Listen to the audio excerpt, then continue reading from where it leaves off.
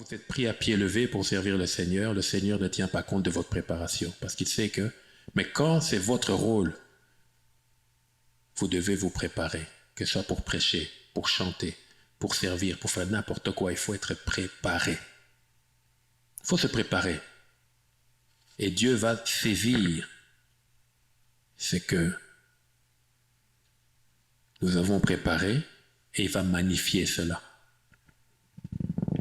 Magnifier, agrandir cela, vivifier cela, sanctifier cela. La préparation est très importante. C'est pour ça que Jésus a pris le temps de se préparer. Et le deuxième point, pour la préparation, il y a une période durant laquelle Jésus, entre 12 ans et 30 ans, ne parle pas de lui. On dit seulement de lui qu'il grandissait, j'ai oublié l'expression, devant les hommes. En force, tout ça, mais devant les hommes.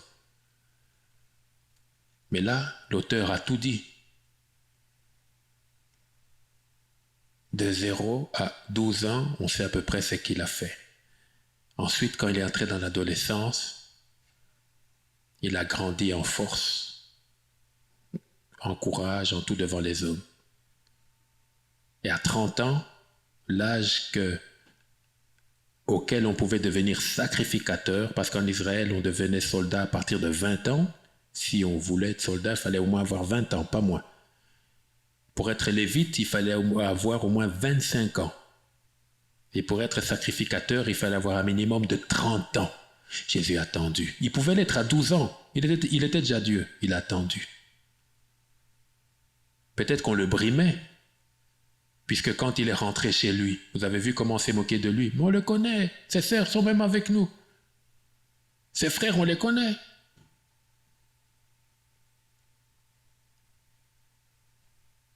Ne néglige pas le temps de ta préparation. Il ne faut jamais négliger ça. C'est jamais un temps agréable. Les gens ne tiennent pas compte de ton âge, de ton honneur, de ton rang social. Le Seigneur te taille pour être un serviteur. Le serviteur, c'est celui qui est capable de courber l'échine,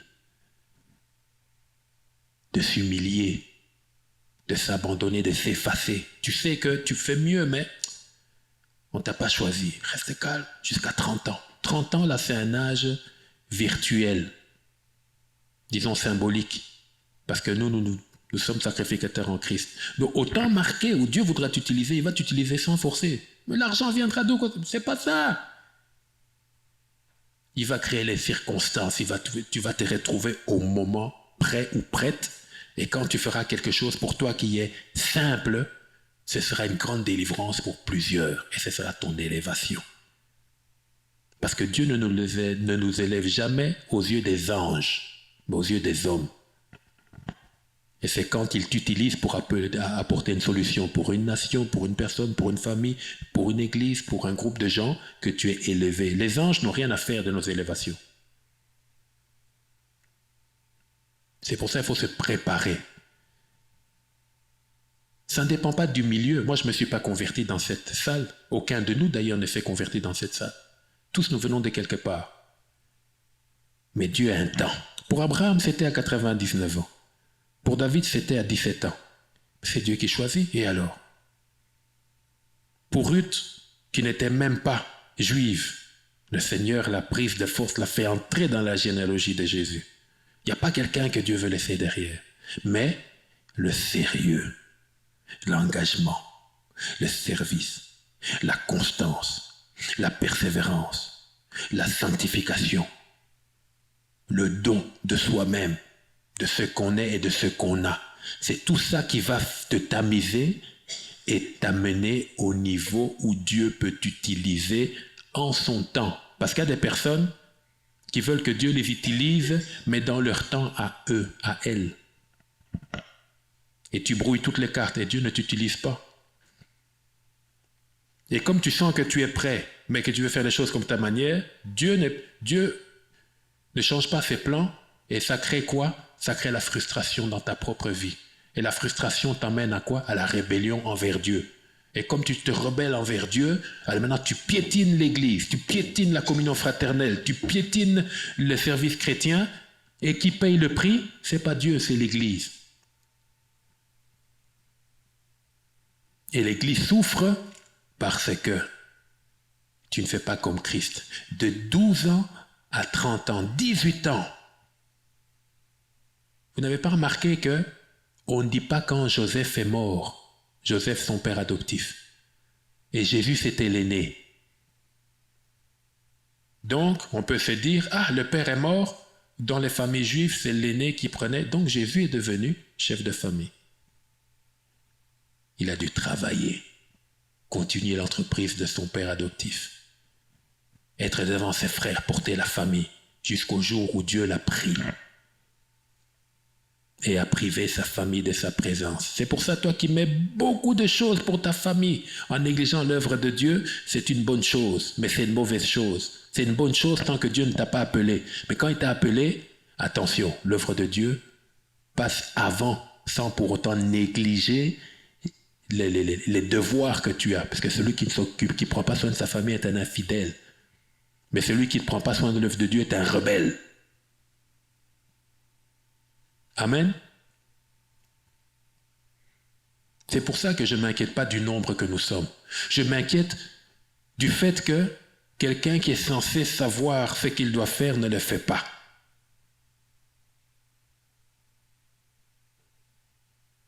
Parce que si vous avez une mauvaise graine qui se multiplie, c'est un danger pour toute la moisson. Alléluia. Alors ce matin, donc Marie, soyez bénie pour la préparation que vous avez faite. Peut-être que vous négligez ça, mais c'est comme ça qu'on sert Dieu. Et chacun d'entre nous, peut-être que quand on vient à 9h45 pour faire l'intercession, on peut penser que c'est quelque chose. Non, le service a déjà commencé. Attends, tu filmes déjà? Waouh. Alors ce matin, je vais terminer ma série sur la vision, la mission et la moisson. Je vais récapituler, je vais être assez bref. On doit vraiment terminer à temps. Nous-mêmes, c'est un exercice qu'on doit faire. De là d'où on vient, on est habitué à prêcher même 1h30. Plus tu prêches longtemps, plus tu es spirituel. Mais dans nos pays ici, on se rend compte que la formule n'est pas bonne. Amen. Alors bien aimé, ce matin, le titre c'est Vision, Mission, Moisson. Et ce sera la conclusion. Alors, nous arrivons à la conclusion. Alors, vous remarquez que moi, je prépare toujours mes messages. Des fois, je suis ça à la lettre. Des fois, je laisse l'esprit nous conduire, mais un message doit toujours être préparé parce que Dieu veut qu'on travaille sérieusement. Donc, nous arrivons à la conclusion de notre série sur la vision, la mission et la moisson.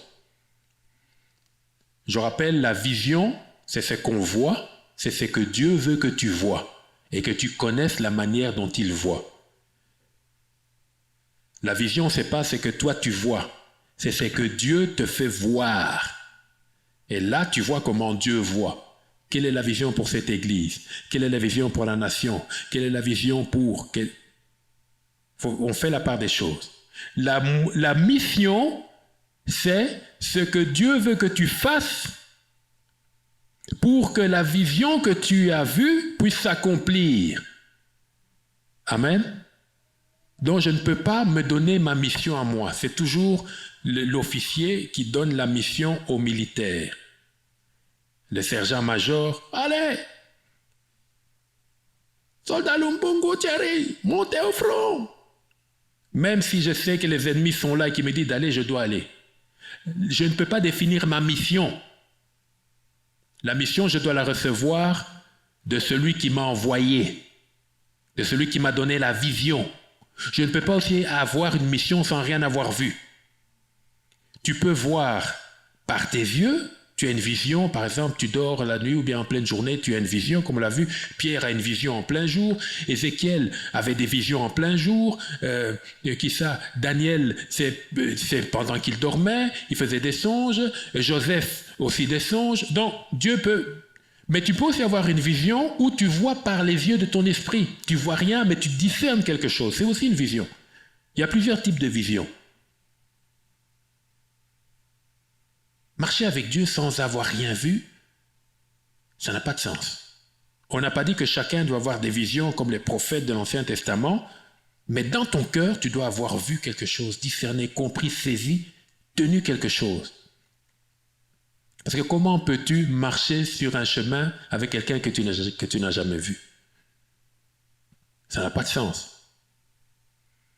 Et enfin, la moisson, c'est le résultat que tu auras lorsque tu auras accompli la mission. La moisson, c'est l'accomplissement de la vision. Regardez la vie de Joseph. Ça commence par des visions. Ensuite, Dieu lui donne des missions. Première mission, chez Potiphar. Deuxième mission, en prison.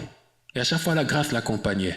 Et enfin, troisième mission, chez Pharaon. À chaque fois, il fait la même chose. Il arrive quelque part, il règle des problèmes, la prospérité arrive. Il le fait chez Potiphar. Potiphar était riche, Potiphar devint très riche. Il va en prison, il devient le gérant des prisonniers, lui-même prisonnier. Donc il vivait comme un chef déjà. Donc chez Potiphar, il était déjà premier ministre, c'est lui qui gérait tout. En prison, il gérait tout. Et ensuite, c'était devenu simple pour lui. Plus par les épreuves, Dieu te rend la vie difficile, plus il te rendra la tâche facile quand tu seras en position d'accomplir ta mission. Parce que la mission a plusieurs paliers.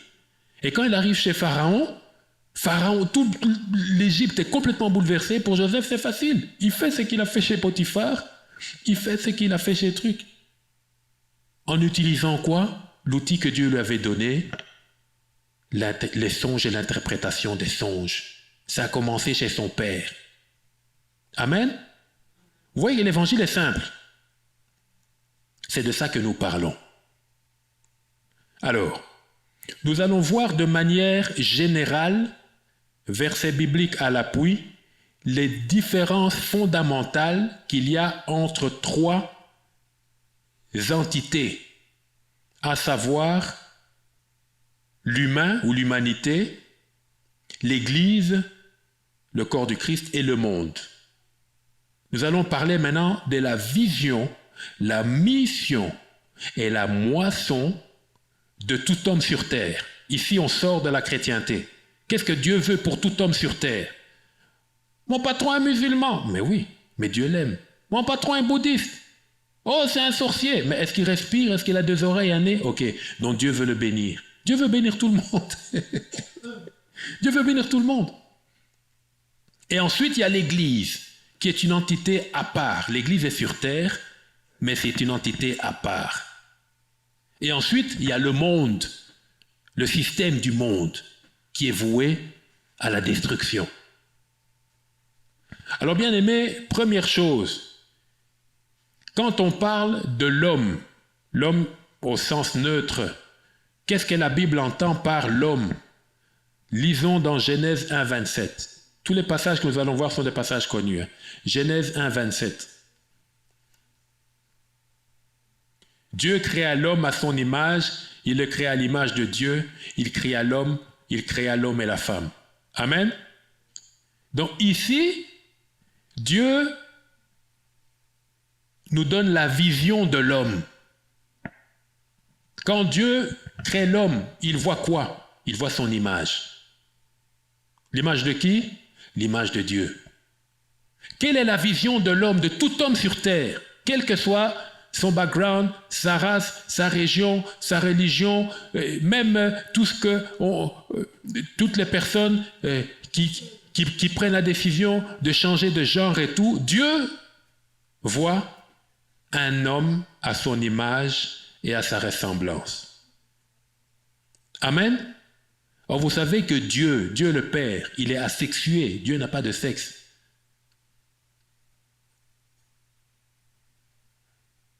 Dieu n'a pas de sexe.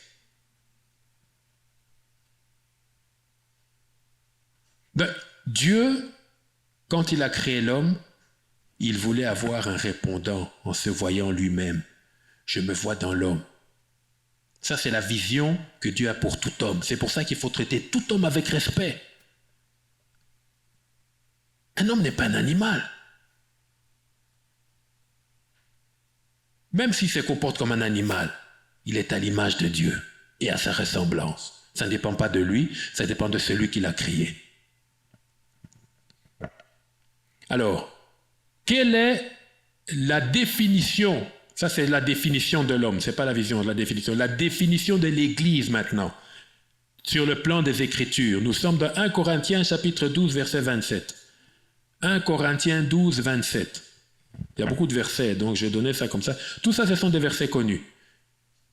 Ici, nous sommes en train de définir. Quand Dieu parle de l'homme, c'est qu'il voit une personne à son image et sa ressemblance. Quand il voit un chien, ce n'est pas son image et sa ressemblance, ce n'est pas un homme. Il voit une fleur, ce n'est pas son image à sa ressemblance. La définition de l'Église, c'est l'apôtre Paul qui parle. Vous êtes le corps de Christ et vous êtes ses membres, chacun pour sa part. C'est ça la définition de l'Église.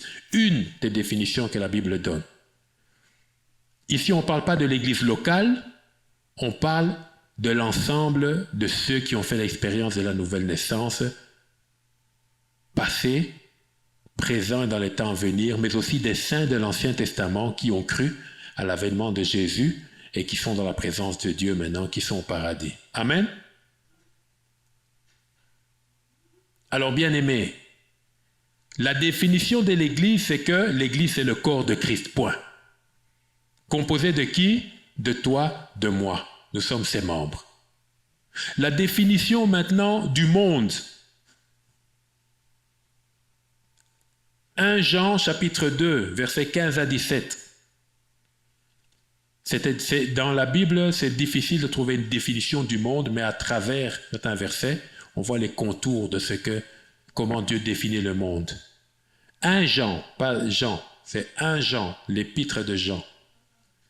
Jean a fait un évangile et 3 épîtres et le livre de l'Apocalypse. Il a beaucoup écrit.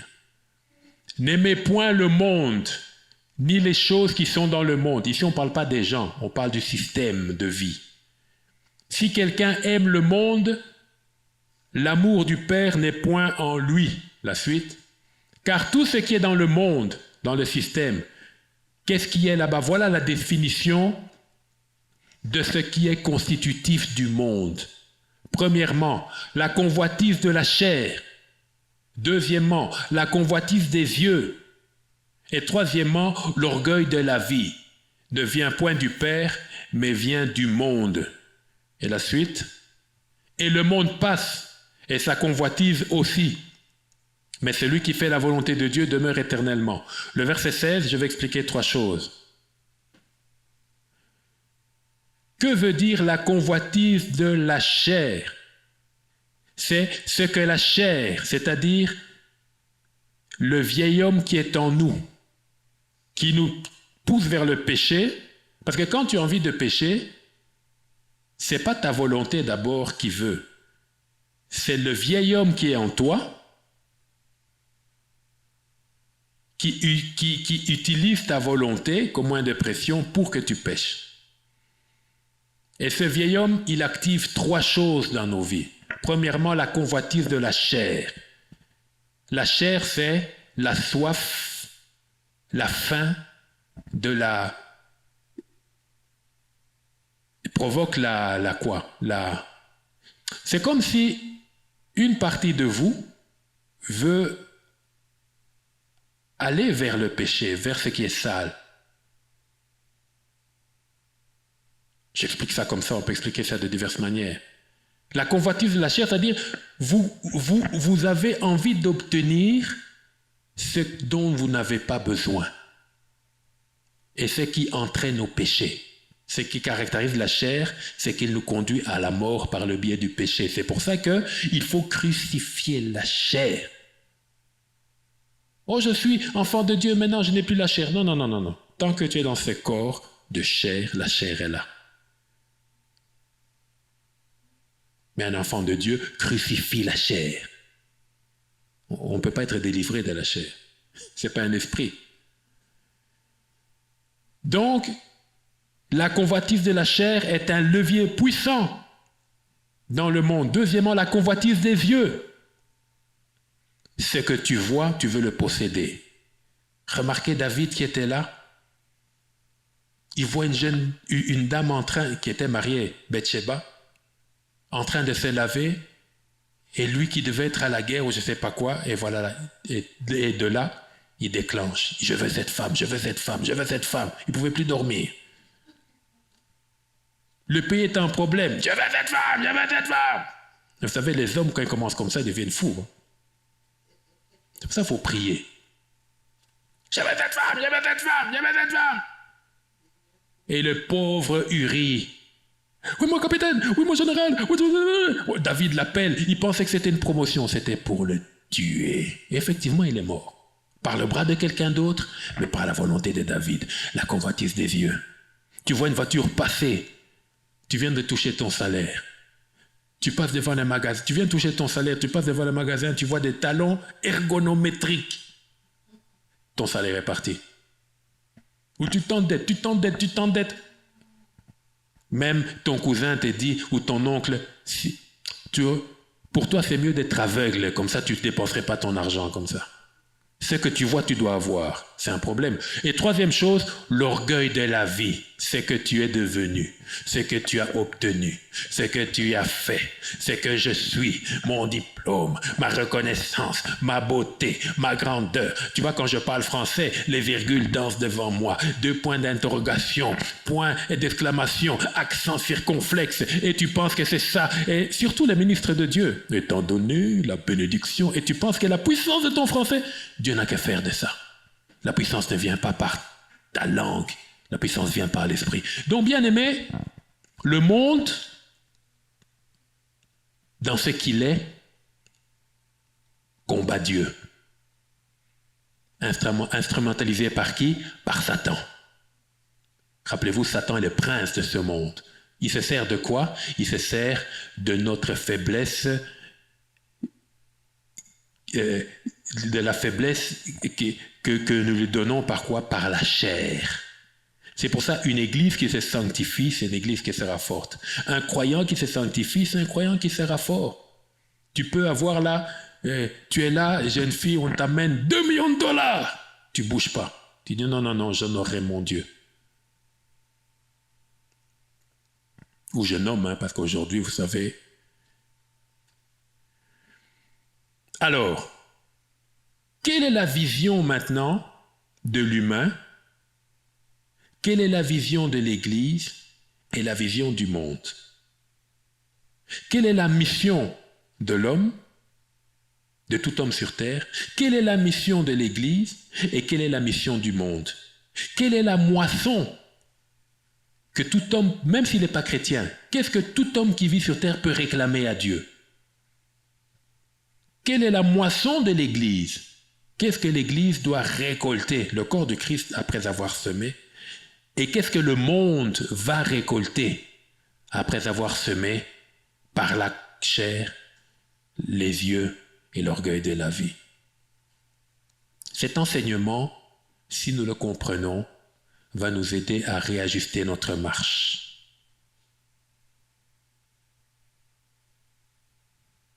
Il y a cette histoire que j'ai suivie.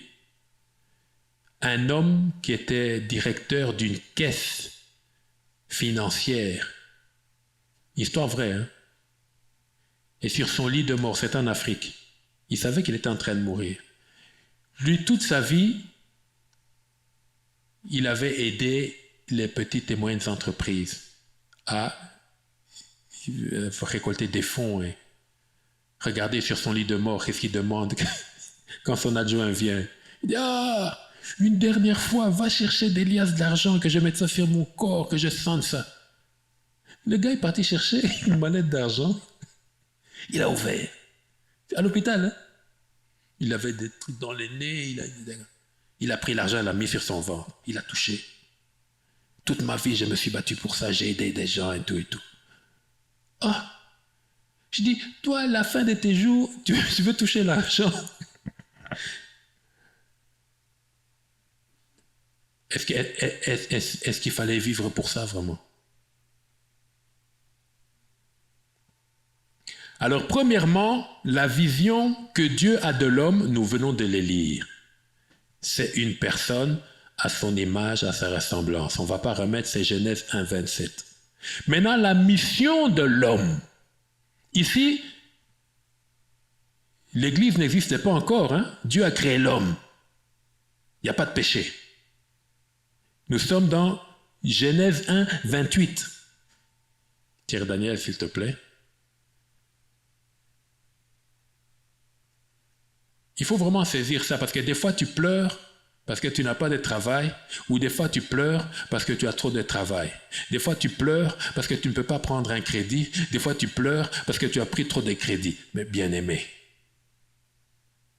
il faut arrêter de pleurer, parce que pour l'un ou pour l'autre tu pleures.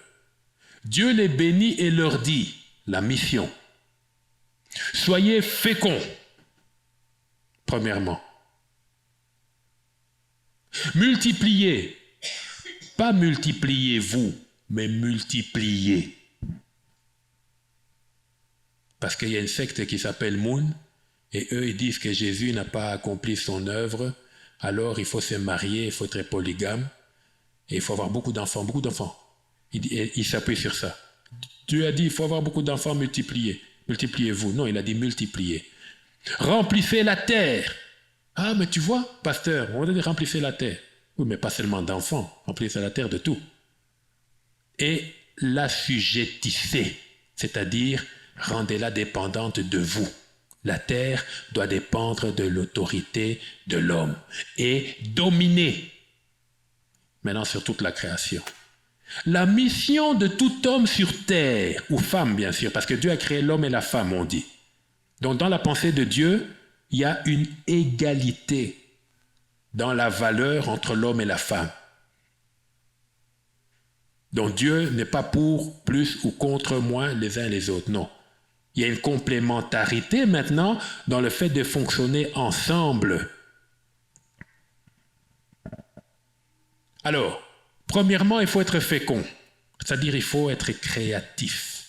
Ça peut être physiquement, avoir des enfants, mais l'homme doit être capable de créer des systèmes. Comme Dieu a fait le système solaire, rappelez-vous, nous sommes faits à son image et sa ressemblance. Donc il faut être capable de créer des systèmes. Que ce soit dans l'entrepreneuriat, que ce soit une famille c'est un système. Que ce soit, je ne sais pas, dans quelque domaine que ce soit, il faut créer des systèmes. C'est ça la fécondité. Multiplier. Il faut que ces systèmes-là puissent être reproduits. Que ce soit une famille, que ce soit une école, que ce soit une église, que ce soit, je ne sais pas, ça doit être reproduit. Dieu nous a fait des êtres reproductifs. Nous devons être capables de faire la même chose plusieurs fois. C'est pour ça qu'on peut faire plusieurs enfants. Il y a des espèces animales ou des mollusques qui ne peuvent avoir qu'une descendance. Mais les humains peuvent en avoir plusieurs. Mais dans tout ce que nous faisons, nous devons être capables de multiplier. C'est pour ça que après le succès vient encore le succès. Et après le succès vient la gloire. Et ça ne dépend pas de la chrétienté. Dans tout homme, il y a la capacité de se développer. Et quand je suis fécond, que je multiplie, la conséquence, c'est que je vais remplir quoi? La terre. Le Seigneur ne nous a jamais dit d'aller chercher un lieu dans l'espace. Nous devons remplir la terre. Chacun de nous doit remplir l'espace qu'il lui a donné.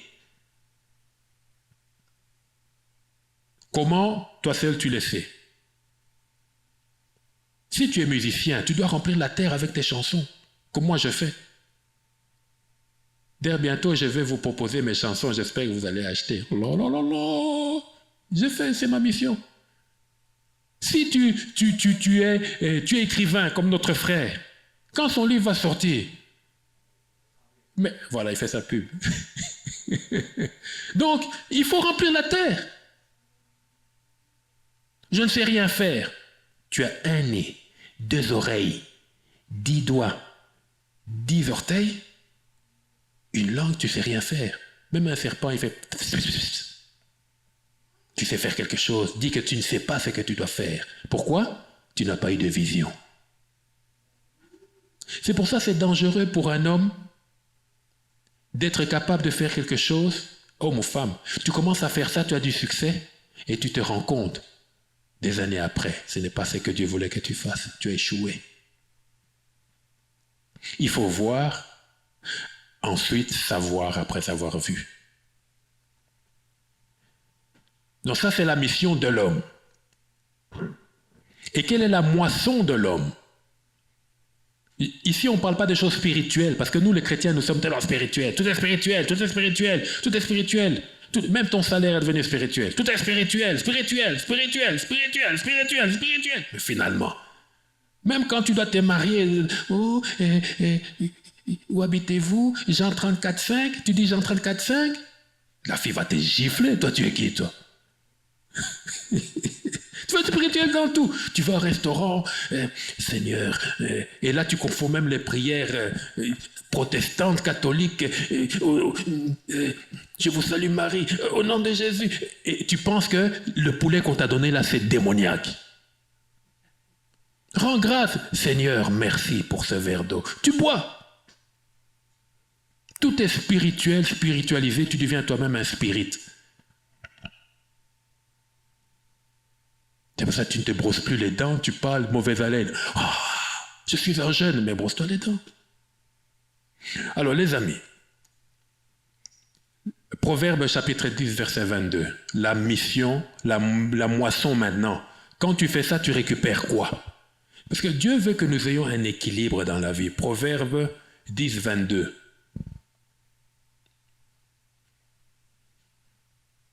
Proverbe, c'est au milieu, hein, après les psaumes. C'est la bénédiction de l'Éternel qui enrichit, et il ne la fait suivre d'aucun chagrin. C'est ça la moisson. Vous n'avez pas remarqué que les gens les plus riches, ce ne sont pas des chrétiens? Ce sont ceux qui ont pris l'effort de prendre une pelle et d'aller chercher le pétrole sous la terre. C'était des bédouins, ils ont travaillé et ils ont l'argent. Mais dès qu'on devient spirituel, non. Il y avait cette affaire où tu es enfant de Dieu. Par exemple, moi, je suis enfant de Dieu. Pasteur Thierry, je ne prends pas l'exemple de quelqu'un d'autre. Hein. J'ouvre une compagnie de taxi. Maintenant, dans cette compagnie de taxi, il y a tel groupe qui veut me louer mes taxis. Non, la Bible dit que c'est un péché, ces gens-là ne peuvent pas. Oh, moi, j'ai une compagnie de taxis. Pour mener qui? Les gens. Maintenant, quand tu vois quelqu'un qui était marque et qui devient marquette, qui entre dedans, tu dis non. Quelqu'un qui était Georges, qui est devenu Georgette, tu dis non. Il ne peut pas. Oh, le pasteur, il est comment dans ce taxi? Monte Georges qui est devenu Georgette ou Georgette qui est devenu Georges. Mais ça n'a rien à voir avec l'Église. Je suis en train de multiplier, je suis en train, parce que c'est la bénédiction de l'Éternel qui enrichit. Vous voyez un peu comment on s'embrouille. Donc retenons que pour l'homme, elle est faite à l'image et à la ressemblance de Dieu, et que pour ça, nous devons multiplier, être féconds, dominer. Et si nous faisons ça, pas parce que nous avons prié, si nous faisons ça, automatiquement est attachée une bénédiction, parce que tout travail procure l'abondance. J'aurais dû mettre ce verset-là, je n'ai pas la référence. Ça n'a rien à voir avec la prière. Si tu travailles, tu vas produire quelque chose et tu vas prospérer. Encore faut-il bien gérer. Amen. Vous voyez, c'est la bénédiction de l'Éternel. C'est pas parce que tu rentres 3 jours ou 3 semaines en prière que tu sors béni. Non.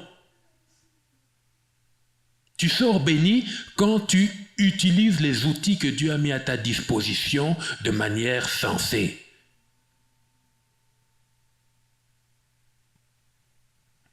Ça, c'est pour l'homme. Deuxième catégorie. Donc vous voyez que la moisson de tout homme sur terre, c'est être prospère sur terre. Il n'y a pas quelqu'un qui peut t'empêcher de prospérer. Si tu es dans un système qui ne te convient pas, c'est à toi de changer de système. D'où Dieu nous a dotés d'intelligence, de connaissance et de sagesse. Ce sont des outils qui viennent, et même le croyant doit utiliser son intelligence, sa connaissance et sa sagesse. Il ne faut pas croire que le Saint-Esprit va tout faire. Le Saint-Esprit n'est pas un esprit de paresse, ni d'abandon. Dieu fera tout à ma place. Dieu ne fera rien à ta place. Même Jésus, quand il est ressuscité, lui-même il est sorti du tombeau. Mon Père viendra me sortir du tombeau. Ah, Jésus vient, dit. Il est sorti, il est parti. Lui-même. Et vous savez ce qu'il a fait? Il s'est présenté comme un jardinier. Enfin, Marie l'a perçu comme un jardinier, parce que dans sa tête, ça ne pouvait être qu'un jardinier. Vous savez, la manière dont on nous voit, ce n'est pas tel que nous sommes, c'est la manière dont les gens nous perçoivent. Un jour, je suis arrivé quelque part. Avant de m'avoir écouté, j'étais en Europe, les gens pensaient que je venais avec des tam-tams et des rafias, quoi. Ils m'ont vu un Africain, j'étais le seul qui allait faire le ministère. Je suis monté. Ils avaient dans la tête, Yahweh, Koumama. J'ai pris la guitare, j'ai chanté, grrr. Ils m'ont dit, mais ça, c'est pas Yahweh. Je dis, mais qui vous avait dit que j'allais faire Yahweh? Vous me voyez selon vous. Dieu me voit selon lui. Amen. C'est pour ça que si quelqu'un te voit selon lui, ne lui en veux pas. Ça dépend de ce qu'il a expérimenté. Mais toi, tu dois savoir comment Dieu te voit, comme ça tu sauras comment te comporter. Deuxième chose, l'Église. La définition de l'Église, nous l'avons vu aussi, c'est le corps du Christ. Maintenant, la mission de l'Église. Revenons dessus, c'est un verset connu. Matthieu 28, chapitre 19. L'Église n'a qu'une mission. L'Église n'a qu'une mission, mais avec des déclinaisons. Allez, faites de toutes les nations des disciples. Comment? Les baptisant au nom du Père, du Fils et du Saint-Esprit. Entre faire de toutes les nations des disciples et la phrase les baptisant, il y a tout ce que l'Église est censée faire. Donc, si nous sommes enfants de Dieu, nous avons tous la mission expresse de faire de toutes les nations des disciples. Ton voisin, ton frère, ta sœur, ta voisine, le policier qui est au carrefour, tout le monde, le président de la République. Nous devons faire de toutes les nations des disciples. Mais aujourd'hui, c'est comme si l'Église s'est trouvée une autre mission. Nous devons être l'Église la plus belle, nous devons être l'Église la plus nombreuse, nous devons être l'Église la plus grande, nous devons être l'Église la plus influente, nous devons avoir le meilleur groupe musical. Il faut que quand on prie, le feu descende. Et nous sommes trouvés une nouvelle définition de l'Église que Jésus ne connaît pas. Jésus lui-même n'a jamais mis les pieds dans une église. Il est entré une fois dans une synagogue, c'est tout. Jésus n'est jamais entré dans une église. Mais nous, toute notre vie chrétienne tourne autour de l'église. Le loyer de l'église, c'est comme si la mission de l'église était payer un lieu. Et ça devient votre objet principal. Et vous ne pouvez même pas dormir. Faire des conférences, être connu, être... Mais les amis, réveillons-nous. Ce n'est pas la mission de l'église. C'est une des tâches que l'Église fait pour accomplir sa mission. Tout le travail qui se fait intérieurement dans l'Église locale, c'est un travail de préparation, d'édification, d'affermissement pour nous permettre d'accomplir la mission qui est seule, faire des nations des disciples. Et nous revenons au temps des dinosaures. Plus l'église est grande, plus elle est forte. Et boum, Diplodocus, Tyrannosaure. Moses, il y a quoi encore? T-Rex. Les églises T-Rex, c'est dangereux. Ah, des dents. Ah. Et plus l'homme de Dieu est puissant. Votre pasteur, il vient comment à l'église? Il vient à vélo. Et le vôtre, hélicoptère. Et d'autres avec des gardes du corps, hein, l'homme de Dieu. Ça fait penser à James Bond. Et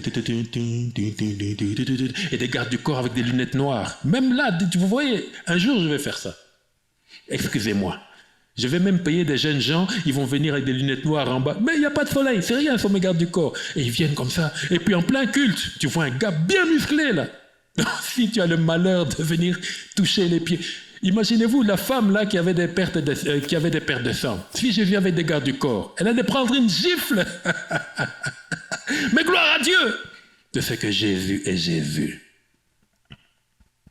Des gardes du corps là. Et puis les pasteurs, chaînettes, d'autres talons. Ah non, vraiment. Moi, je manque de choses. Hein? Je vais essayer un jour. Ne fût-ce qu'un jour. Pardonnez-moi un jour. Bien-aimés, la mission de l'Église est simple. Faire des nations des disciples. Si nous commençons à nous occuper plus de la cuisine que du repas, nous passons à côté de la mission. C'est comme un cuisinier. Mes casseroles, elles sont abîmées. Mais quel jour tu vas nous servir le repas? Jésus a faim. Il veut des âmes. C'est pour ça que toi et moi, l'urgence, c'est pas payer le loyer. Même si on va vous parler après du loyer encore. L'urgence c'est où sont les perdus? Parce que quand Jésus revient, le micro là, il reste en bas.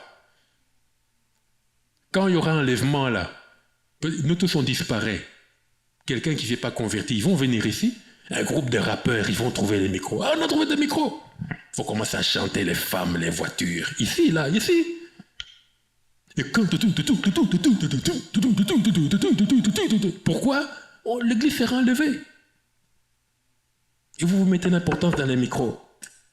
Bien aimé, avec un peu d'humour, pour faire passer des choses importantes.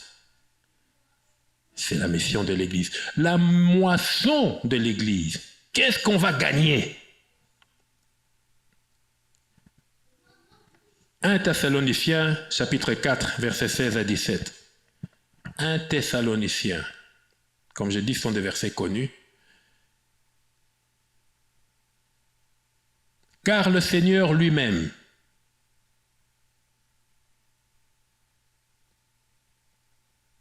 voyez un peu la tournure de la phrase. Le Seigneur lui-même a un signal donné à la voix d'un archange. C'est le protocole de Dieu. Et au son de la trompette de Dieu, donc il y a déjà tout un système qui est mis en place. Descendra du ciel et les morts en Christ ressusciteront premièrement, la suite. Ensuite, nous les vivants, dont l'Église, le corps de Christ, dont les morts en Christ font partie, qui seront restés, nous serons tous ensemble enlevés sur des nuées à la rencontre du Seigneur dans les airs, et ainsi nous serons toujours avec le Seigneur. C'est ça la moisson.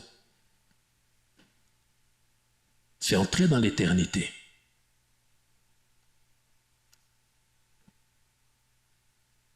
Pourquoi vis-tu? Pourquoi sers-tu? Tu es venu ce matin là, pourquoi? Pour écouter quelqu'un faire des blagues sur la chair comme je fais? Pourquoi? Moi, je suis conscient de ce que j'ai fait le matin. Je ne viens pas pour vous, même si je suis content de vous connaître. Je viens pour servir Dieu. Et comme je sais que vous aussi, quelqu'un ce matin veut le faire, on le fait ensemble. Le travail séculier, c'est la première catégorie. Tu dois le faire, je dois le faire pour prospérer. Et Dieu met sa bénédiction. Mais il y a aussi ça, qui est essentiel.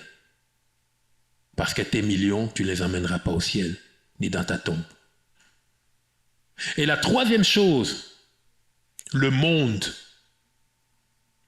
Comment Dieu définit-il le monde? Voyons dans Genèse 11, verset 4. Genèse 11, 4 est la partie B, dans la deuxième partie.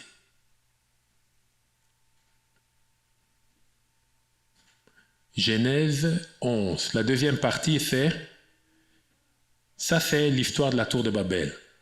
Bon, on peut commencer par le début. Ils dirent encore, les gens, hein, tout le monde était ensemble. Allons, bâtissons-nous une ville et une tour dont le sommet touche au ciel.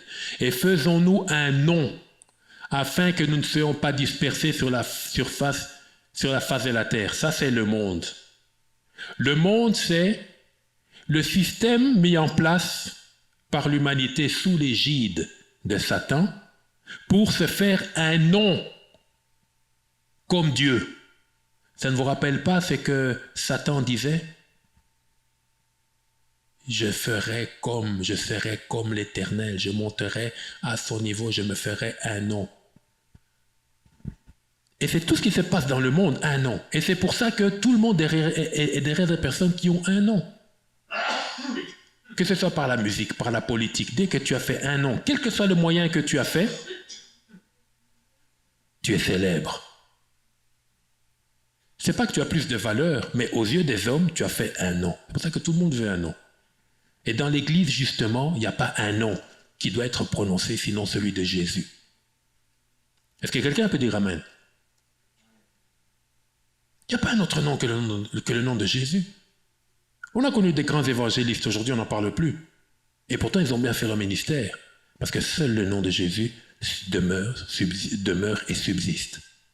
Dans le monde, c'est un système spirituel, hein, le monde, dont Satan est le chef, le prince, pour se faire un nom.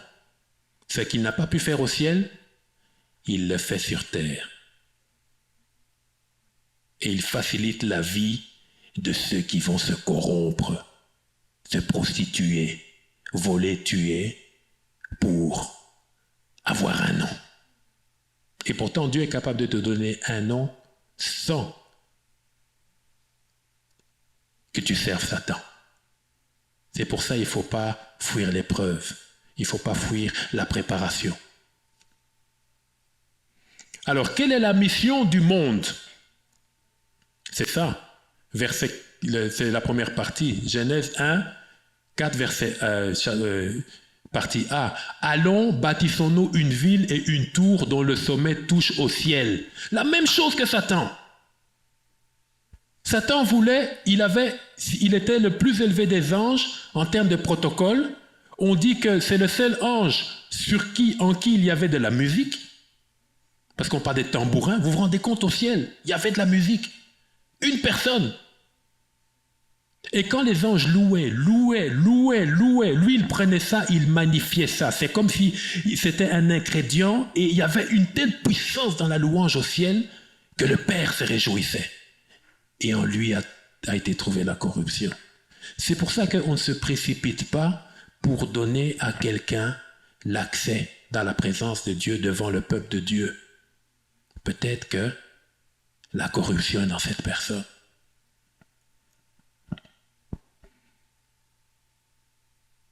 Et aujourd'hui, les églises, comme maintenant, parsemées de chaises vides, c'est pas qu'il n'y a pas de monde qui connaisse Dieu, c'est pas qu'il n'y a pas des gens qui savent qu'on prie ici, ce n'est pas que le Saint-Esprit ne rappelle pas à quelqu'un de venir ici. C'est parce que nous sommes attachés, en connivence avec l'orgueil de la vie, la convoitise des yeux et l'esprit du monde, l'argent, money. Quelqu'un peut donner son corps pour de l'argent, quelqu'un peut donner ses enfants pour de l'argent. Je n'ai pas assez. Même si on dit aujourd'hui on va donner $100 à chaque croyant chaque dimanche durant 5 mois, l'église sera pleine, même ceux qui sont à New York qui vont prendre le bus pour venir. L'argent.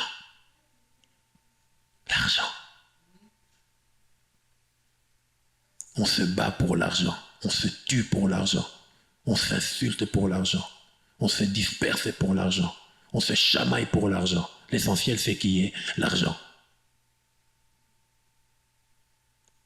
Et Jésus était clair. Il dit, mais maman et moi, faites le choix.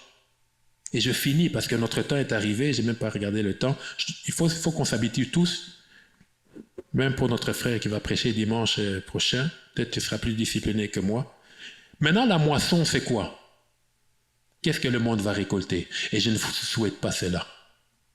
Apocalypse chapitre 18, verset 1 à 20. On ne va pas tout lire, on va juste prendre un verset. Mais déjà, sachez que c'est la perdition. Apocalypse 18, 1 à 20.